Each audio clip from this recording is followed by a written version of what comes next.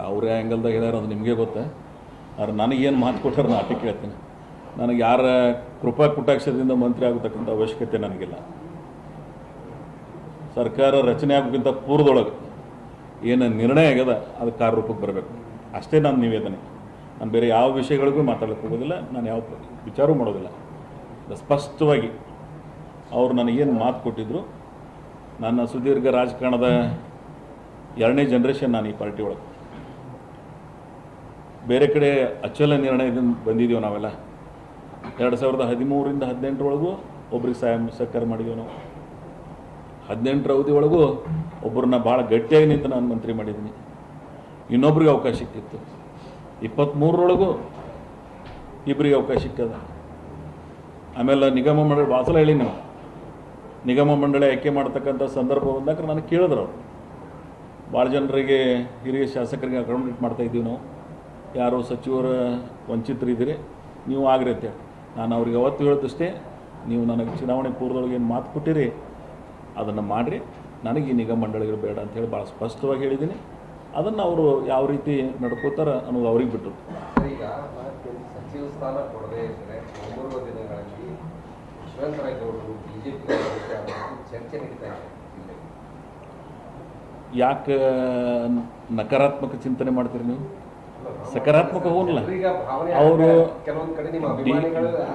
D K Shivakumar ಅವರಿಗೆ ನ್ಯಾಯ ಒದಗಿಸಿದ್ದಾರೆ ಅಂದ ಬಳಿಕ ನಮ್ಮನ್ನು ಯಾಕೆ ಒದಗಿಸಂಗಿಲ್ಲ? ಕಾಂಗ್ರೆಸ್ ಪಕ್ಷದ ಅಚ್ಚಲ ನಿಷ್ಠೆಯನ್ನು ಹೊಂದಿದ್ದೀನಿ. ಸೆಕ್ಯುಲರಿಸಮ್ ಮೇಲೆ ರಾಜಕಾರಣ ಮಾಡಿದ್ದೀನಿ. ಐಡಿಯಾಲಜಿ ಮುಖಾಂತರ ರಾಜಕಾರಣ ಮಾಡಿದ್ದೀನಿ.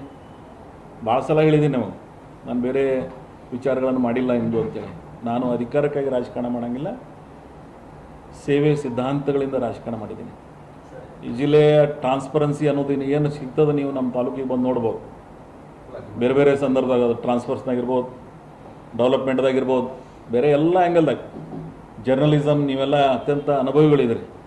ಎಲ್ಲಿ ಏನು ನಡೀತದೆ ಏನದ, ಗ್ರಾಸ್ ರೂಟ್ದಾಗ ಅಧಿಕಾರದ ವಿಕೇಂದ್ರೀಕರಣ ಹೆಂಗಾಗ್ಯದ, ಯಾರಿಗೆ ಯಾವ್ಯಾವ ಅವಕಾಶಗಳನ್ನು ಕೊಟ್ಟಿದ್ದೀವಿ, ಯಾವ್ಯಾವ ಸಮುದಾಯಗಳಿಗೆ ನಾನು ರಾಜಕೀಯವಾಗಿ ಅವ್ರ ಜೊತೆಗೆ ನಿಂತಿದ್ದೀನಿ.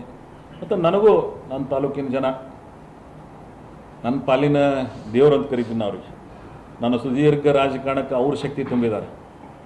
ಎಲ್ಲೋ ದಿಲ್ಲಾಗ ಬೆಂಗಳೂರದಾಗ ಕೂತು 4 ಮಂದಿ ನಿರ್ಣಯ ಮಾಡಿರ್ತಕ್ಕಂಥದ್ರಲ್ಲಿ ನನಗೆ ವಂಚನೆ ಆಗಿರ್ಬೋದು. ಆದರೆ ನ್ಯಾಯ ಕೊಡತಕ್ಕಂಥ ಏನೋ ಮಾಸ್ ಅದ, ಅಲ್ಲಿ ನನಗೆ ಒಂದು ವಂಚನೆ ಆಗಿಲ್ಲ. 8 ಚುನಾವಣೆಗಳು 7 ಚುನಾವಣೆ ಗೆದ್ದಿದ್ದೀನಿ ನಾನು.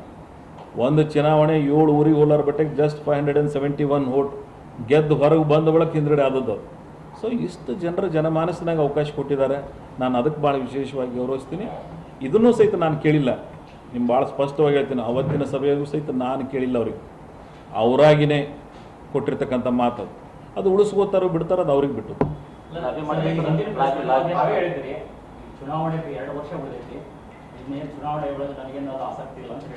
ಲಾಸ್ಟ್ ಟೈಮ್ನು ಹೇಳಿನ, ಇವತ್ತು ಹೇಳ್ತೀನಿ.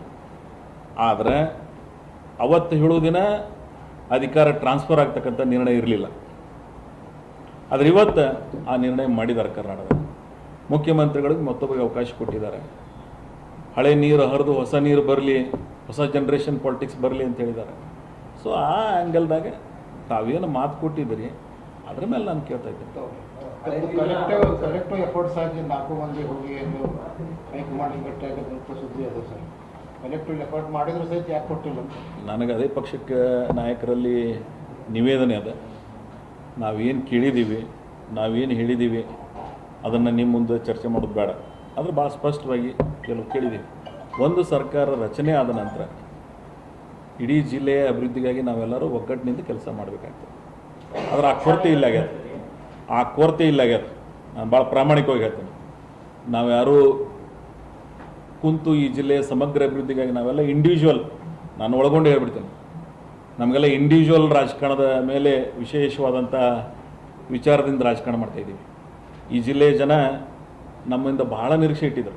ಆಮೇಲೆ ನಾವೆಲ್ಲ ಈಗ ಮಾಗಿದ ರಾಜಕಾರಣಿಗಳು, ನಮ್ಮದೇ ಆದಂಥ ನಮಗೆ ಅನುಭವ ಅದ, ಸುದೀರ್ಘ ಇತಿಹಾಸ ಅದ. ಆದರೆ ಎಲ್ಲೋ ಒಂದು ಕಡೆ ನಾವೆಲ್ಲರೂ ಅದರಲ್ಲಿ ವಿಫಲರಾಗಿದ್ದೀವಿ. ಇಡೀ ಜಿಲ್ಲೆಯ ಜನಮಾನಸ್ಸಿನೊಳಗೆ ಏನು ಅಪೇಕ್ಷೆ ಇತ್ತು ಆ ಅಪೇಕ್ಷೆದಾಗ ನಾವು ನಡ್ಕೊಂಡಿಲ್ಲ. ಯಾರ್ಯಾರು ವಿಫಲರಾಗಿದ್ದೀವಿ ನಮ್ಮ ಆತ್ಮಸಾಕ್ಷಿಗೆ ನಾವು ಕೇಳ್ಕೋಬೇಕು, ಅದ್ರ ಉತ್ತರವನ್ನು ಹುಡುಕೋಬೇಕು. ಮುಂದಿನ ದಿನಮಾನದಾಗ ಕನಿಷ್ಠ 2 ವರ್ಷದಲ್ಲಿ ಈ ಜಿಲ್ಲೆಯ ಜನರ ಭಾವನೆಗಳಿಗೆ ಸ್ಪಂದಿಸ್ತಕ್ಕಂಥ ರಾಜಕಾರಣ ಆಗಬೇಕು. ಅಧಿಕಾರ ಶಾಶ್ವತ ಇಲ್ಲ, ಇಂತಿಂಥವರು ಬಂದಿದ್ದಾರೆ ಹೋಗಿದ್ದಾರೆ, ದ್ಯಾಟ್ ಇಸ್ ಇಮ್ಮೆಟೀರಿಯಲ್, ಭಾಳ ಮಹತ್ವದ್ದಲ್ಲ. ಕೊನೆಗೆ ಈ ಜಿಲ್ಲೆಯ ಜನ ನಮ್ಗೆ ಅವಕಾಶ ಕೊಟ್ಟಿದ್ದಾರೆ, ನಮ್ಮ ಜನರಿಗಾಗಿ ನಾವು ಏನು ಮಾಡಿದ್ದೀವಿ. ಸರಿ, ಸಚಿವ ಸಂಪುಟ ಒಳಗೆ ಹಳೆ ಮುಖಗಳೇ ಹೊಸಬರಿಗೆ ಯಾವುದೋ ಅವಕಾಶ ಕೊಟ್ಟಿಲ್ಲ. ನನಗೆ ಒಂದು ಭಾಳ ಪ್ರಾಮಾಣಿಕವಾಗಿ ಹೈಕಮಾಂಡ್ದವರು ಇದನ್ನು ಗಮನಿಸಬೇಕಾಗ್ತದೆ. ಇವತ್ತು ರಾಜ್ಯದಲ್ಲಿ ಹೊಸ ನಾಯಕತ್ವ ನೀವು ಕ್ರಿಯೇಟ್ ಮಾಡ್ತೀರಿ ಅಂದರೆ ಉತ್ತರ ಕರ್ನಾಟಕಕ್ಕೆ ಮಾಡಬೇಕು, ಜಿಲ್ಲೆಗಳಲ್ಲಿ ಮಾಡಬೇಕು, ಅವಕಾಶಗಳು ಎಲ್ಲರಿಗೂ ಸಿಗಬೇಕಲ್ಲ. ಈಗ ಎಷ್ಟು ಜನ ಅವಕಾಶ ವಂಚಿತರದಾರೆ? ಅವಕಾಶ ವಂಚಿತರಿಗೆ ರಾಜಕಾರಣದಾಗ ಅವಕಾಶ ಸಿಗಲಿಲ್ಲ ಅಂದರೆ ಎಲ್ಲಿಗೆ ಹೋಗ್ಬೇಕು ಅವ್ರು? ಅವ್ರದ್ದು ತಮಗೊಂದು ಅವಕಾಶಕ್ಕಾಗ್ರೆ ತೋರಿಸ್ಕೊಡೋರಲ್ಲ. ನಾನು ಆದವ್ರ ಬಗ್ಗೆ ಏನು ಇದು ಅನ್ನಂಗಿಲ್ಲ. ಆಯ್ತು, ಭಗವಂತ ಅವ್ರಿಗೆ ಅವಕಾಶ ಕೊಟ್ಟಿದ್ದಾನೆ, ಪಕ್ಷ ಅವ್ರಿಗೆ ಅವಕಾಶ ಕೊಟ್ಟಿದ್ದು, ಅವರಿಂದ ಒಳ್ಳೇದಾಗಲಿ. ಆದರೆ ಬೇರೆಯವರು ನಿರೀಕ್ಷೆ ಒಳಗೆ ಯಾರದಾರಲ್ಲ ಅವರಿಗೂ ನ್ಯಾಯ ಸಮೇತವಾಗಿ ಅವಕಾಶ ಸಿಗಬೇಕು. ಅಷ್ಟು ನನ್ನ ಬರೀ ಬಿಜಾಪುರ ಜಿಲ್ಲೆ ಅಷ್ಟೇ ಅಲ್ಲ, ಇಡೀ ಕರ್ನಾಟಕದಾಗ ಎಲ್ಲೆಲ್ಲಿ ಅವಕಾಶ ವಂಚಿತರಿದ್ದಾರೆ ಅವ್ರಿಗೆ ಅವಕಾಶ ಕೊಡಬೇಕು. ಪಕ್ಷ ಸೂಕ್ಷ್ಮವಾಗಿ ನಿರ್ಣಯಿಸಬೇಕು ಮತ್ತು ಕೆಲವು ಈಗಾಗಲೇ ಏನು ಡಿಸಿಷನ್ ಮಾಡಿದ್ದಾರೆ ಅದನ್ನು ಇನ್ನೊಮ್ಮೆ ಮರುಪಡಿಸಬೇಕು ನಾನು ವಿನಂತಿ. ಅದರ್ವೈಸ್ ಜಸ್ಟಿಸ್ ಆಗಂಗಿಲ್ಲ. ಅದು ನಾಳೆ ಎಲ್ಲಿಗೆ ಹೋಗೋದು? ಒಂದೇ ಇದರಾಗ ಹೊಂಡ್ತೀವಿ ಅಂದರೆ ಬೇರೆಯವರೆಲ್ಲ ಜಿಗುಪ್ಸೆಗೊಳ್ತಾರೆ. ಇಡೀ ನನ್ನ ಕ್ಷೇತ್ರದ ಜನ ಜಿಗುಪ್ಸೆಗೊಂಡಿದ್ದಾರೆ. ನಮ್ಮಲ್ಲಿ ಬರೀ ನನ್ನ ಕಾರ್ಯಕರ್ತರು, ನಮ್ಮ ಪಕ್ಷದ ಮುಖಂಡರಲ್ಲ, ನಮ್ಮ ಸ್ವಾತಂತ್ರ್ಯದ ನಂತರ ಒಂದು ವಿಧಾನಸಭಾ ಕ್ಷೇತ್ರಕ್ಕೆ ಇವತ್ತಿಂತ ಅವಕಾಶ ಇಲ್ಲ. ಅವಿಭಾಜ್ಯ ಜಿಲ್ಲೆ ಇದ್ದಾಕ್ರೆ ಈ 8ರಾಗಲ್ಲ 15 ಜಿಲ್ಲೆಗಳು 15 ವಿಧಾನಸಭಾ ಕ್ಷೇತ್ರ ಕೂಡಿ ನಮ್ಮದೊಂದು ಜಿಲ್ಲೆ ಇತ್ತು. ಬಾಗಲಕೋಟೆ, ಬಿಜಾಪುರ ಅವಿಭಾಜ್ಯ ಜಿಲ್ಲೆ. ಅವಾಗೂ ನಮ್ಗೆ ಸಿಕ್ಕಿಲ್ಲ, ಈಗೂ ಸಿಕ್ಕಿಲ್ಲ. ನಮ್ಮಲ್ಲೇ 4 ಜನ ನಾವು 3 ಸಲ ಗೆದ್ದವ್ರು. ಹಿರಿಯರಾಗಿರ್ತಕ್ಕಂಥ ಸುರ್ಪುರವ್ರು, ಹಿರಿಯರಾಗಿರ್ತಕ್ಕಂಥ ಕಲ್ಲೂರವ್ರು, ರವಿಕಾಂತ್ ಪಾಟೀಲ್ರು, ನಾವು 3 ಸಲ ಗೆದ್ದವರು. ಅಲ್ಲಿ 4 ಸಲ ಗೆದ್ದವ್ರು ಯಾರೂ ಇಲ್ಲ ಅಲ್ಲಿ. ಸೊ ನಾವು 4 ಜನ 12 ಟೋಟಲ್ 15 ವಿಧಾನಸಭೆ ಒಳಗೆ. ಇನ್ನೊಂದು 3 ಜನ ಚಾಂದ್ಕೋಟಿ ಪಾಟೀಲ್ರು, ಆಮೇಲೆ ಡಾಕ್ಟರ್ ಬಗ್ಲಿ ಅವರು, ಇನ್ನೊಬ್ಬರು ಹಿರಿಯರಾಗಿರ್ತಕ್ಕಂಥ NS ಕೇಡವರು. ಸೊ ಬೇರೆಯವ್ರಿಗೆ ಅವಕಾಶ ಸಿಗಬೇಕಲ್ಲ. 57ಕ್ಕಿಂತ ಮೊದಲು ಒಬ್ಬರು ಶಹಾ ಅಂತೇಳಿ ಆಗಿದ್ದಾರೆ ಅಲ್ಲಿ, ಅದು ಬಾಂಬೆ ಕರ್ನಾಟಕ. ಸೊ ಈ ರೀತಿ ನೀವು ಆ ಒಂದು ಕ್ಷೇತ್ರಕ್ಕೆ ನೀವು ಅವಕಾಶ ಕೊಡಂಗಿಲ್ಲ ಅಂದರೆ ಅಲ್ಲಿ ಏನಾಗಿಬಿಟ್ಟದೆ, ನಮ್ಮಲ್ಲಿ ಎಂದೂ ಕಾಂಗ್ರೆಸ್ಗೆ ಮತ ಹಾಕಲಾರ್ದವ್ರು ಸಹಿತ ಭಾವನೆ ಅದಲ್ಲ.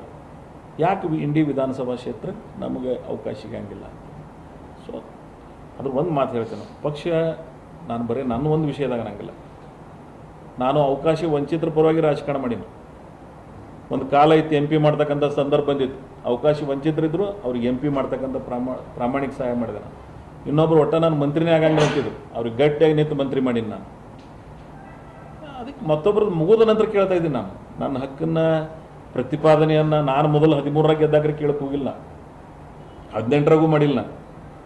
ನಾನೇ ನನ್ನ ವಿಧಾನಸಭಾ ಕ್ಷೇತ್ರಕ್ಕೆ ಮುಖ್ಯಮಂತ್ರಿಗಳು ಕರೆಸಕ್ಕಂಥ ಸಾರ್ವಜನಿಕ ಸಭೆಯಲ್ಲೇ ರಿಕ್ವೆಸ್ಟ್ ಮಾಡ್ಕೊಂಡೇನು, ಯಾರಿಗೆ ಅವಕಾಶ ವಂಚಿತರದಾರ ಅವ್ರಿಗೆ ಮಾಡಿರಿ ಅಂತೇಳಿ.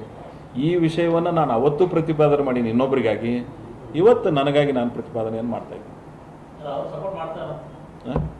ನೀವು ಅದನ್ನು ಅವ್ರಿಗೆ ಕೇಳಬೇಕು. ದ ಕ್ವಶನ್ ಅವ್ರಿಗೆ ಕೇಳಬೇಕಲ್ಲ. ನಾನು ಮಾಡೋದನ್ನು ಹೇಳಕತ್ತೀನಿ. ನಾನು ಮಾಡೀನು, ನನ್ನ ಆತ್ಮಸಾಕ್ಷಿಗೆ ಪ್ರಮಾಣವಾಗಿ.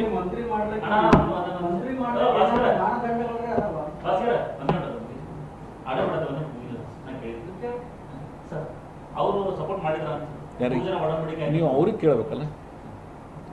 ಯಾವ ಪ್ರಶ್ನೆಯನ್ನು ನಾನು ಹೇಳ್ತೇನೆ, ಯಾರಿಗೆ ಯಾವ ಸಂದರ್ಭ 96ರಾಗ ಏನು ಮಾಡೀನು, 2018ರಾಗ ಏನು ಮಾಡೀನು ನಾನು ಹೇಳ್ತೇನೆ. ಆದ್ರೆ ಅವ್ರು ಹೇಳಬೇಕಲ್ಲ. ಉಳಿದದ್ದು ನಾ ಹೆಂಗೆ ಹೇಳಿ? ನೀವು ಅವ್ರಿಗೆ ಕೇಳಬೇಕು. Right question but wrong person. You just ask for right. ಅಲ್ಲ, ನಮ್ಗೆ ಕಾನ್ಫಿಡೆಂಟ್ ಪ್ರಶ್ನೆ ಬರೋಂಗಿಲ್ಲ. ಅದು ನಾನು ಇನ್ನೊಬ್ಬರಿಗೆ ಸಹಾಯ ಮಾಡ್ತಕ್ಕಂಥ ಒಂದು ಆಧ್ಯಾತ್ಮಿಕ ಸ್ಪರ್ಶದ ರಾಜಕಾರಣ ಮಾಡ್ಕೊಂಡು ಬಂದ. ನನಗೆ ಅವಕಾಶ ಇತ್ತು, ಸಹಾಯ ಮಾಡೀನಿ. ಮಾಡಬೇಕು ಬಿಡಬೇಕು ಅನ್ನೋದು ಅವ್ರಿಗೆ ಬಿಟ್ಟದ್ದು. ಈ ಸಿದ್ದರಾಮಯ್ಯದ ಅಪರಂಡಾಗಿ ಅದಕ್ಕೆಲ್ಲ ಕಾನ್ಸ್ಟಿಟ್ಯೂಷನ್ ಕೊಡುವಾಗ